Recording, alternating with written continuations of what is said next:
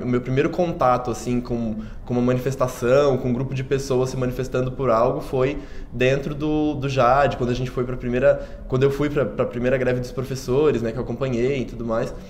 E dentro do JAD a gente teve o processo de formação, ele passava desde da constituição da educação pública, né, como que capilarizou a educação pública no Brasil, até, sei lá, pelos mecanismos de proteção e garantia da educação pública gratuita e de qualidade no Brasil, né.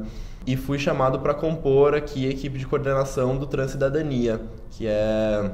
Hoje eu sou o atual coordenador do programa, né, um programa intersecretarial da Secretaria de Direitos Humanos aqui da Prefeitura de São Paulo, que é um programa que visa elevação de escolaridade e profissionalização de jovens travestis e transexuais na cidade de São Paulo, né, moradoras da cidade de São Paulo. Acho que muito do que eu uso hoje dentro do meu trabalho, né, muito com diálogo com a Secretaria de Educação, né, o Transcidadania, ele é um plano intersecretarial, né, então quem faz a gestão ali, o bruto, são os funcionários da Secretaria de Direitos Humanos do município. Aí a gente tem a Secretaria de Mulheres, a Secretaria de Trabalho e Renda, Educação e Assistência Social, né? Então, acho que muito da base que eu tive dentro do Jovem Agente pelo Direito à Educação, né, eu trago para aqui para dentro, né? Então, sei lá, quando eu vou discutir com as escolas, a gente vai discutir o PPP da escola, né, o Plano Político Pedagógico, eu aprendi o que é um Plano Político Pedagógico dentro do JAD, né? Quando eu vou discutir, sei lá, inserção inserção dentro da agenda ali da escola, né, pra gente pautar políticas específicas para as travestis e transexuais, eu aprendi dentro do JAD, né? Então, acho que eu trago muito de uma bagagem que eu tive por lá, né? Acho que muito por conta, assim, acho que o conteúdo que foi passado por lá, sabe? O educador, assim, o Dica, Elias, o nome dele, acho que ele foi de suma importância, assim, sabe? Ele foi fundamental nesse processo, acho que muito por conta da sensibilidade dele, né? E da forma de passar os conteúdos ali, acho que ele foi muito bem sucedido, assim, acho que hoje a minha base de militância, a minha base de experiência profissional, eu sempre trago um pouco do que o educador trouxe pra gente. No meu trabalho hoje, né, pensando que o Transcidadania, ele vem muito numa chave de corrigir um fluxo histórico, né, que é de segregação das travestis transexuais dentro do ambiente escolar, né, o Transcidadania, ele nasce muito no processo a gente fez uma pesquisa, né, nos primeiros meses da gestão do Partido dos Trabalhadores em São Paulo, a gente puxou uma pesquisa que era para saber quem era o público de travestis e transexuais da cidade, né, porque acho que sempre foi um incômodo muito grande, assim, de algumas áreas da militância, né, ver que as travestis e transexuais, elas têm guetos específicos, né, e elas, isso, são pessoas que trabalham à noite, são pessoas que, na maioria das vezes, vão se prostituir, e aí a gente não sabia o que causava isso, de onde elas saíam, né, o porquê, né, o que acontece, né. Na verdade, a militância sabe, né, a militância tinha experiência já com isso, só que a gestão não, né? A gestão precisa de dados, a gestão precisa de pesquisas para saber o que vai fazer com essa população, né? A gente fez uma primeira pesquisa e identificamos que, com travestis e transexuais aqui do centro de São Paulo, identificamos que o nível de escolaridade delas é baixíssimo, né? Muitas nunca cursaram a educação formal, outras cursaram apenas o Fundamental 1, né? Que é de primeira a quarta série, então, escolaridade muito, muito baixa, né? E aí a gente estruturou um programa, né, que pensasse a elevação da escolaridade, profissionalização dessas pessoas para que, na medida do possível, elas conseguissem, né, com conteúdo intelectual, competir de igual para igual com outras pessoas dentro do mercado de trabalho, né? A gente sabe que isso nunca vai acontecer porque a gente tem o fator transfobia, né, que prejudica muito, assim, assim como a gente tem os fatores racismo, machismo, xenofobia, né, são coisas que se segregam ainda mais essa população, né? Então, a gente juntou, né, algumas secretarias que pensavam também políticas específicas para essa população, e aí a gente estruturou o Transcidadania, que é um programa que ele pensa a partir da distribuição de renda a elevação da escolaridade, né, porque a gente entende também que essa população ela precisa se manter de algum jeito, né, e aí quando a gente não é um fluxo tão simples, né? Tipo, você oferecer vagas dentro de uma instituição de ensino para essa população, né? Então, que foi segregada, que foi excluída e que foi, como a gente diz aqui no programa, na maioria das vezes foi evadida, né? Porque ela evadiu da educação formal, mas muito no processo de exclusão mesmo, né? A gente tem dentro do município, a gente tem um programa chamado Programa Operação Trabalho, né? O POT. E aí o POT, ele consiste em pegar bolsas, né, de R$ 824, entregar para as pessoas, né? E elas trabalham na maioria das vezes dentro de algumas secretarias, né, mas fazendo trabalhos ficando na recepção, operando máquina de xerox, pegando cafezinho, né, trabalhos que não precisam de alto nível de escolaridade, né. A gente pegou essas bolsas POT, né, conseguimos 100 bolsas POTs, né, a gente tinha 25, né, a Coordenadoria de Diversidade Sexual tinha 25 bolsas, a gente conseguiu outras bolsas, somamos 100, né.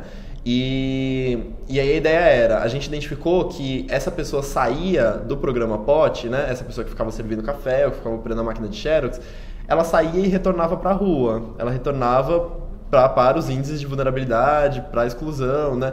Então, o negócio é a gente fazer com que essa pessoa ela se profissionalize, né, e a partir daí, né, ela consiga não retornar para a rua, mas sim retornar ao mercado de trabalho com outra qualificação. Alguns anos atrás, né, muitos anos atrás, ainda bem, né, alguns anos atrás você pensava que a população preta ia ter um espaço dentro do mercado de trabalho, né, e acho que a gente conseguiu superar isso, né, e aí assim como o racismo, né, que a gente vem superando a cada dia, que é latente ainda, né, ele sangra ainda em muitos casos, né, e sangra com os jovens acorrentados nos postes, né? Sangra com os jovens assassinados pela polícia militar nas periferias, né? Então, assim como o racismo sangra, né? A transfobia também é muito latente, né? Acho que a gente tá num processo de conseguir minimamente informar a população do que é, né, a transexualidade, do que é a pessoa travesti, né, do que é ser travesti, né, que não é um homossexual, né, que é uma pessoa heterossexual e que tem uma identidade de gênero diferente da sua, né, que ela nasceu num corpo que não corresponde à sua identidade de gênero, né? Então, a gente tá num momento de deixar de patologizar essas questões, né? Então, eu acho que a gente está num momento, eu avalio no Brasil, assim, na América Latina, assim, a gente está num processo muito, muito rico de elevação de conhecimento mesmo, né? De trazer muita informação para a população do que é o ser travesti, do que é o ser transexual, do que é a transexualidade, né? Então, a gente tem e aí voltando aqui para São Paulo, né, a gente tem na Prefeitura de São Paulo, a gente tem dentro do CAT, né, do Centro de Apoio ao Trabalhador, a gente tem um núcleo específico que se chama Diversidade, que é um núcleo específico que pensa políticas de trabalho junto a empresas com pessoas travestis e transexuais, com pessoas em situação de rua, com pessoas, moradores de albergue, moradores de ocupação, né, pessoas que não têm residência fixa, né, que também é um problema muito grande para se arrumar emprego quando se não tem um endereço, né?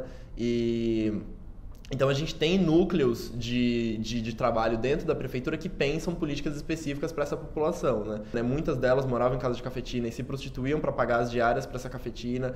Hoje a gente tem um grupo de meninas aqui que alugaram um apartamento juntas, estão morando juntas e se prostituem às vezes para complementar a renda, né? Porque acho que o programa ele não vem o Transcidadania não vem com esse caráter higienista de não se prostituam, sabe? Não, o seu lugar não é a rua, né? A gente tem que levar em consideração também que essa pessoa sempre viveu disso, né? Que essa pessoa sempre esteve na rua, sempre se prostituiu e não vai ser com uma bolsa de R$800 que a gente vai conseguir fazer com que ela saia de lá, né? Então, é isso. Eu não consigo sobreviver com R$800. Então, eu acho que é muito um processo da gente dizer, olha, agora você vai sair pra rua, mas você não precisa sair todos os dias, né? Você não precisa estar todos os dias no frio se prostituindo para conseguir sobreviver, né? Para conseguir ter um salário no final do mês, né? Você agora tem essa bolsa, você tem a sua escola, você tem a sua profissionalização, você tem o seu curso de Direitos Humanos e Cidadania, que é um curso que elas fazem paralelo a isso, né? Paralelo à formação escolar enfim, pensar que essas pessoas elas podem ter outras formas de garantir o seu salário no final do mês, né? O movimento social no Brasil, a gente está conseguindo ter avanços muito, muito grandes, assim, sabe? Tipo, então, a gente, assim com os nossos avanços, a gente também tem um ranço conservador gigantesco pairando pelas nossas cabeças, né? É isso, a gente tem Renan Calheiros, a gente tem Eduardo Cunha, a gente tem o Temer, né? A gente tem o conservadorismo tomando conta da política brasileira, né? Então, e aí nos estados e municípios é a mesma coisa, né? Então, quando a gente pensa políticas para a população trans, né? A gente também mexe em um vespeiro gigantesco, né? Então, a gente, em um momento, a gente teve o Kit Brasil Sem Homofobia, que era um kit que que tinha como principal objetivo a prevenção de violência, né? De pessoas LGBTs dentro das escolas. E ele foi barrado, né, como se fosse o kit gay, né, saiu na mídia como o kit gay que ia incentivar a população a ser homossexual e tudo mais. Hoje a gente está enfrentando, né, a gente enfrentou no Plano Nacional de Educação e agora nos planos municipais de educação, a gente está enfrentando uma onda conservadora gigantesca, assim, que ontem em uma reunião eu estava avaliando que, junto com outras pessoas, que a Igreja Católica ela voltou num momento histórico gigantesco, né? Assim, porque faz muito tempo que a Igreja Católica não se mobiliza tanto, né, para uma pauta quanto agora com os planos municipais de educação, né? Os evangélicos conservadores eles vinham muito mais nessa chave de barrar processos do movimento social e processos enfim, de renovação de políticas, né, do que a Igreja Católica, né? E aí a gente tem, sei lá, a CNBB pautando o que os padres vão dizer, né, os padres das pequenas paróquias, dos municípios, né, o que os padres vão dizer dentro da sua homilia, sabe? Quando vão falar de gênero, quando vão falar de educação, quando vão falar... Então... a gente tem problemas muito grandes, assim, de tratar com a pauta, sabe, de lidar com o tema dentro da política mesmo, né, quando a gente vai para a Câmara dos Vereadores discutir isso, quando a gente vai para dentro da prefeitura, quando a gente vai para dentro das secretarias, né, a gente tem um conservadorismo muito grande ainda que paira sobre esses mecanismos políticos, né, mas acho que minimamente a gente consegue avançar, né, a gente está avançando, né. E eu procurei quais os meios que eu podia para conseguir passar, né. E aí, trabalhando, como eu trabalhava de telemarketing, o salário era muito baixo. Então, pagar cursinho era uma coisa quase impossível. Eu decidi estudar por conta. Então, eu trabalhava no centro de São Paulo. Trabalhava na parte da manhã até umas 2 da tarde. Almoçava e ia para a biblioteca municipal, que tem aqui do lado, que era bem perto do trabalho. E ficava estudando lá até fechar. E fiz isso por alguns meses. Até que eu fiz essa seleção do JAD, consegui... ser um dos 20 jovens que iam participar do projeto. Isso me ajudou muito, porque você comparar um emprego de 6 horas por dia, de segunda a sábado, desgastando a mente, é muito diferente do que você participar de um projeto que tem 2 encontros por semana para discutir coisas que me interessavam, assim, discutir questões democráticas, de acesso ao ensino superior, em relação às cotas, em relação às desigualdades entre homens e mulheres. Então, para mim, aquele assunto interessava muito. E eu sentia como se eu tivesse adquirindo mais coisas, assim, para minha bagagem para prestar o vestibular. E isso era muito bom. Nesse ano de 2013 foi quando eu prestei os vestibulares e eu passei na Unicamp. E fui para lá fazer Ciências Sociais, que era um curso que eu já queria fazer há muito tempo, já tinha bastante certeza e tenho gostado bastante. Quando eu passei na Unicamp, era uma das universidades que eu mais queria cursar, assim. Tipo, eu tinha 3 opções. A primeira era Rio de Janeiro, segunda Unicamp e terceira a USP.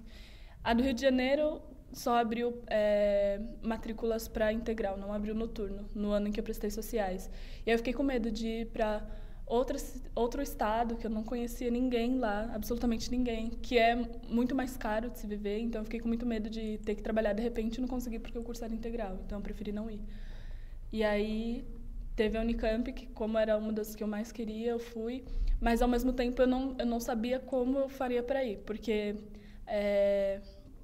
eu tinha bastantes problemas assim com meu pai, dele não entender muito bem, tipo, porque para minha família fazer a universidade pública, assim como para mim também era uma coisa fora da realidade. Então ele achava que eu estava perdendo meu tempo, então ele não me ajudava muito durante esse tempo que eu prestei o vestibular. E aí quando eu passei foi legal, porque ele viu, tipo, nossa, é possível, e aí ele passou a me ajudar. E durante o ano em que eu fiz o JAD, a bolsa me servia para eu poder vir para o centro todos os dias, almoçar aqui e me manter mais, assim, durante o ano. E eu não consegui juntar dinheiro, e esse era um problema de ir para a Unicamp. E um amigo meu, que tinha feito Nesp com uma outra moça, que era de Campinas, conseguiu que eu ficasse na casa dela por um tempo. Ela me recebeu na casa dela por uns 3 meses, assim, foi muito bom. A moradia estudantil eu consegui esse ano, mas a Bolsa Trabalho não. Eu fui deferida, tipo, sim, a gente entende que você precisa, mas, desculpa, não temos bolsa. Foi mais ou menos isso que aconteceu, não fui contemplada. Mas só de conseguir a moradia já é um alívio, tipo... E é engraçado, porque, assim, eu faço um curso de humanas. E, teoricamente, a Unicamp é uma universidade bem aberta, bem legal. E ela é um pouco diferente da USP nesse sentido, assim. O pessoal, no geral, é mais de esquerda e tal. E tem um discurso muito forte de combate às opressões. Só que, ao mesmo tempo, como é uma coisa muito arraigada, muito... Tipo, a gente nasce aprendendo essas coisas e passa a vida reproduzindo esse tipo de coisa, acontece, assim, exatamente. E aí, acho que o papel de pessoas como eu, que conseguem acessar esses espaços, é justamente de se posicionar e de sempre tentar combater e mostrar, tipo, meu, isso não dá. Teve até uma menina, logo quando eu entrei na universidade, numa das primeiras aulas que eu estava tendo de política, aí teve um intervalo, assim, a gente estava conversando e ela falou, eu não lembro exatamente sobre o que a gente estava conversando, ela falou, mas você não mora na moradia? Nossa, mas você tem uma cara de quem mora na moradia. Aí eu fiquei tipo, mas qual que é a cara de quem mora na moradia? Cara de pobre? Cara de parda? E aí é isso, assim, sabe? Tipo, e não... A pessoa não se dá conta daquilo que falou, sabe? Da gravidade daquilo que falou. E aí eu falei, meu, mas... E ela ficou super sem graça, obviamente. Ser uma pessoa que se coloca contra esse tipo de opressão, ser pego fazendo esse tipo de coisa, fica meio sem saber o que fazer, meio constrangida, assim. Então, eu quero ser professora, eu quero dar aulas em escolas de ensino médio, né? Estadual, de preferência. Tanto pela experiência que eu passei, tipo, das coisas que eu vejo no meu bairro, de poder fazer a diferença, sabe, na realidade, assim, eu acho muito importante isso pra mim.